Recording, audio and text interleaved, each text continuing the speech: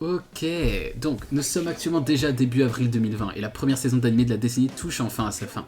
Faisons donc un petit récapitulatif de ce qui a été important ces derniers mois dans la communauté pour ceux qui n'auraient pas eu l'occasion de tout voir malgré qu'ils ont littéralement eu tout le temps du monde puisqu'ils sont confinés chez eux suite à une certaine attaque de pangolins.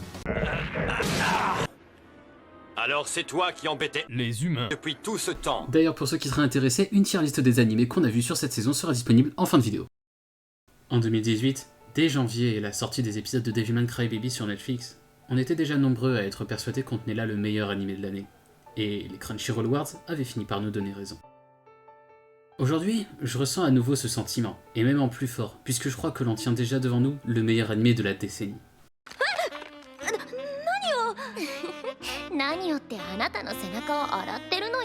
Effectivement, la saison a été marquée par une révolution dans le monde de l'animation. Ishuzoku Reviewers a démarré sur les chapeaux de roue avec controverse après controverse.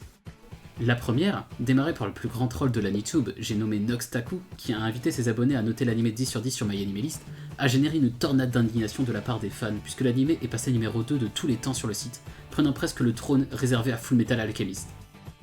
Mais en dehors de la communauté, l'anime a encore fait parler de lui, car il a été supprimé des sites comme Funimation et même de plusieurs chaînes qui le diffusaient au Japon comme Tokyo MX.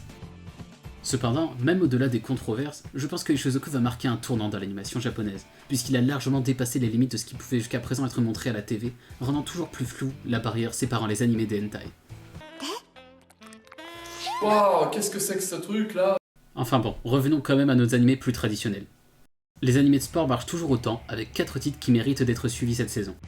IQ est enfin revenu pour le plus grand plaisir de ses fans avec sa 4ème saison, pour au final nous laisser sur notre faim puisque la saison n'est au final qu'un long training arc, nous hypant simplement à fond pour la prochaine qui présentera enfin le tournoi national. De son côté, Ailu no Sora continue toujours dans sa lancée en nous présentant ce que donnerait un match de basket entre délinquants, mais il faudra encore attendre un peu pour juger de sa qualité puisqu'on n'est qu'à la moitié de l'œuvre. Chihaya Felu est lui aussi revenu avec sa saison 3 qui s'annonce comme étant la plus importante jusqu'à présent, faisant encore monter les enjeux avec le tournoi des Masters, sans oublier de grosses évolutions dans les relations entre les personnages, laissant les fans plus hypés que jamais pour la suite. Pour finir, Smile Down de Runway en a surpris plus d'un en présentant un animé sur le mannequinat à la sauce shonen neketsu, prouvant encore une fois que peu importe le sujet, les japonais arriveront toujours à vous faire vous investir dans une histoire.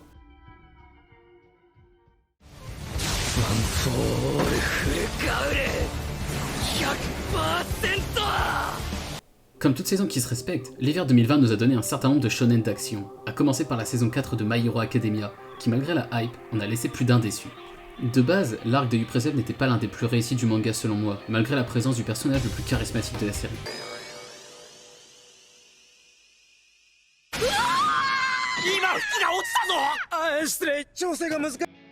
Malgré de lourds enjeux et des personnages intéressants et puissants dans cette première partie, c'est bien la seconde partie et l'arc du festival scolaire et sa super insert song qui a rattrapé cette saison pour nous, me laissant penser que My Hero Academia fonctionne peut-être mieux dans ces moments moins sombres. Pour continuer sur les suites, Toaru Kagaku Railgun MST sortait encore une nouvelle saison des aventures de Best Girl Misaka, mais n'étant pas à jour sur la franchise, je pourrais pas en dire plus. Faut dire que ça commence à faire pas mal de saisons. Mais de nouveaux animés dignes d'intérêt sont aussi nombreux à être apparus.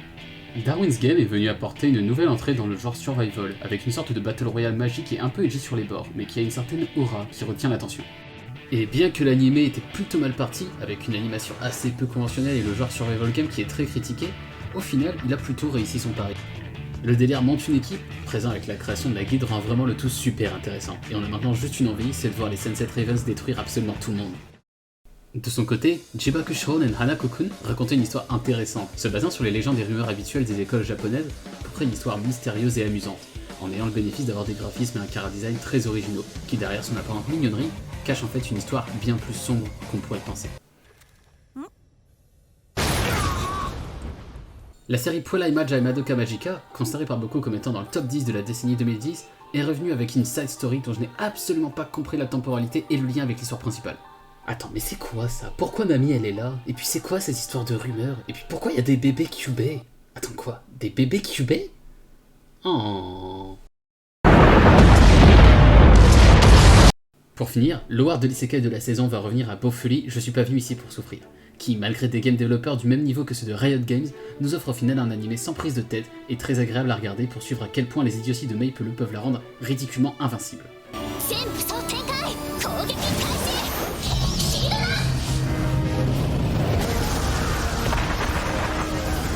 Mais au-delà de l'action, cette saison nous a offert un certain nombre d'animés étranges avec des concepts plus originaux les uns que les autres.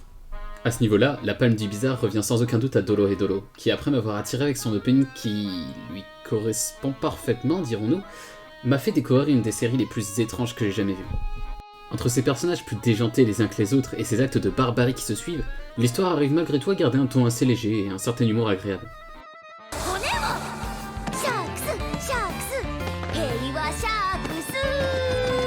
Pour continuer dans le thème, 3 animés enquêtes se sont démarqués cette saison.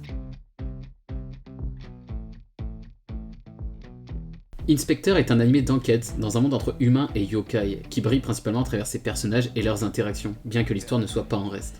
Mais si on parle d'enquête, c'est très clairement ID Invaded qui prend le trône dans cette saison, puisque l'anime nous présente un système passionnant permettant aux enquêteurs de plonger dans l'envie de meurtre des criminels laissés sur les scènes de crime pour se retrouver dans leur inconscient et ainsi découvrir des indices sur leurs identités, victimes, etc. Chaque enquête était intéressante et nous en apprenait plus sur les différents enquêteurs, et servait en même temps à avancer l'enquête globale de l'anime, c'est-à-dire trouver l'identité de John Walker, un homme capable de créer des tueurs en série. C'est peut-être le meilleur animé de la saison pour moi, à noter qu'il possède aussi un des meilleurs chara design de la saison. Dans le même genre, on retrouve aussi Pet, qui a un système semblable à ID Invaded, avec une exploration de l'inconscient des gens, mais cette fois on suit une organisation criminelle qui se sert de ses pouvoirs pour prospérer. Bien que l'anime puisse être assez compliqué à comprendre pour une audience qui ne suivrait pas parfaitement ce qui se passe, il offre une plongée dans la psychologie des personnages assez unique et très intéressante.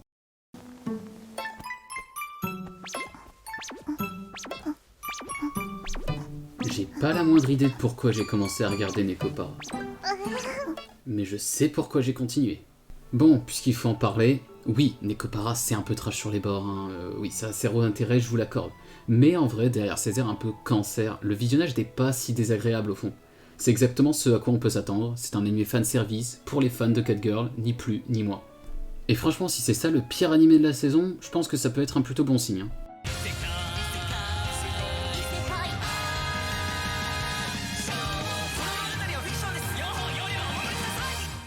Bon, cette saison a connu le retour des Avengers Isekai, en ajoutant Naofumi et la bande de Shield Hero au roster dans Isekai Quartet 2, avec des interactions toujours aussi agréables entre les persos, et un humour qui arrive toujours à rester aussi frais.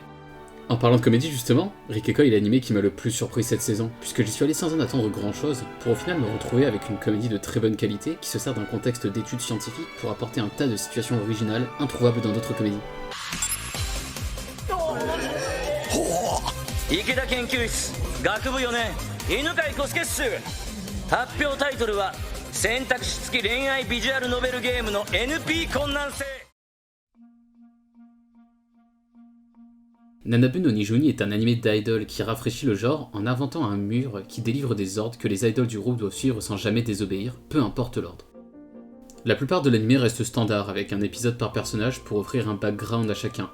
Mais la fin de la saison ayant pris une tournure intéressante et une saison 2 étant prévue, il pourrait se faire un nom dans le milieu idol.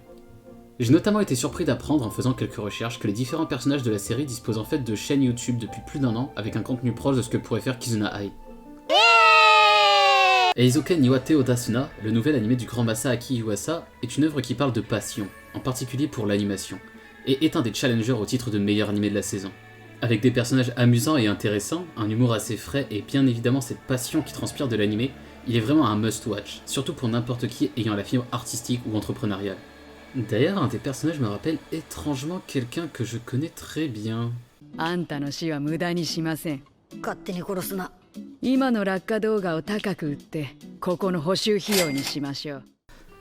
Pour finir, Somali Tomori no Kemi-sama raconte l'aventure d'un golem en fin de vie, tentant de trouver des humains pour mettre à l'abri la jeune Somali, dans un monde où les humains sont partout considérés comme de la simple nourriture. Bien que le concept puisse faire penser à quelque chose d'assez horrifique, dans le genre Yakusoku no Neverland, en réalité c'est quelque chose de beaucoup plus tranquille, l'intérêt résidant dans la relation entre Somali et le golem qu'elle considère comme son père. Mais de toute façon elle est mignonne, donc rien que le caractère moe suffit avant de l'animer en fait.